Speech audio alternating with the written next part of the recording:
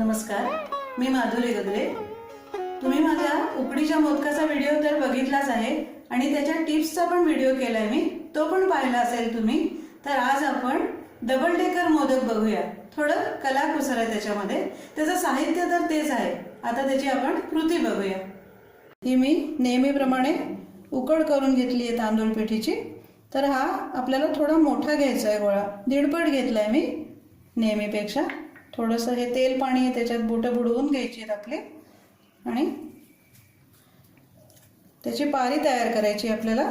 मोठी होईल ही पारी, अशी करून घेते। ही अशी मोठी वाटी तयार झाली आपली। आता याची काळजी करायची गरज नाही आहे वरच्या काठांची, कारण त्याचा पुन्हा मोदक करणार आहोत आपण वरचा। त्याच्यात आता सारण घालते, नेहमीच्या आकाराचा करायचा।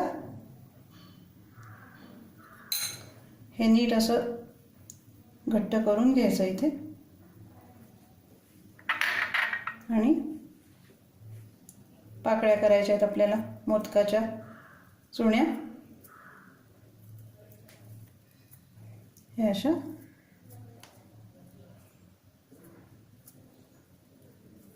अगदी जवळ अशा करून घेते। या अशा पाकळ्या झाल्या आहेत। तर आता आपण करतो मोदक तसं सगळं जवळ घ्यायचं आहे हळूवार हाताने।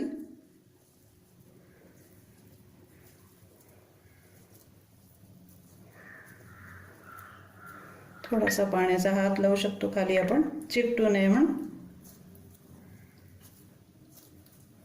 अशा ओढून घ्यायच्या त्यावरती,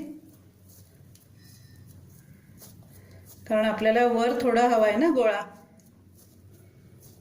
हे असं करून घ्यायचं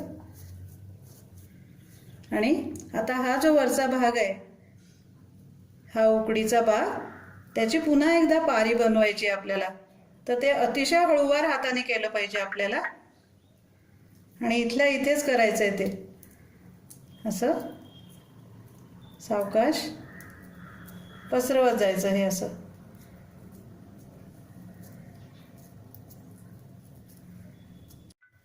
हे बघा, या मोदकाच्या वरच्या भागातून ही अशी वाटी तयार केली आहे आपण। खूप हळूवार हाताने करायला हवं हे। आता आपण आधीच सारण भरू आता याच्यामध्ये, कारण नंतर भरणं कठीण होईल। अगदी छोटं आहे ना ते, त्यामुळे आधी घालून घेते।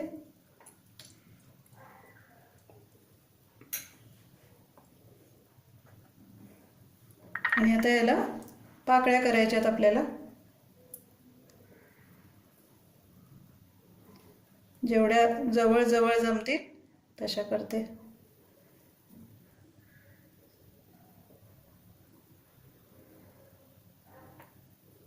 छान दिसतंय ना हे।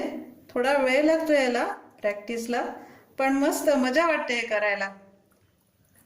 तुम्ही करून बघा असं नक्की।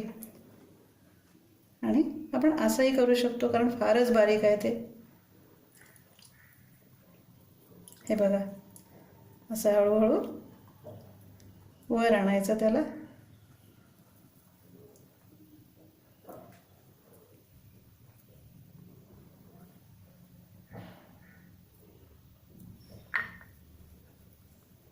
झालाय आपला डबल डेकर। हे बघा, आहे ना छान। आता हा नेहमीप्रमाणे आपल्याला वाफवून घ्यायचा आहे। चाळणीला तेल लावून त्याच्यावर ठेवायचा आणि 10 मिनिटं वाफवून घ्यायचा आहे। असे करून घ्यायचे आहेत मोदक।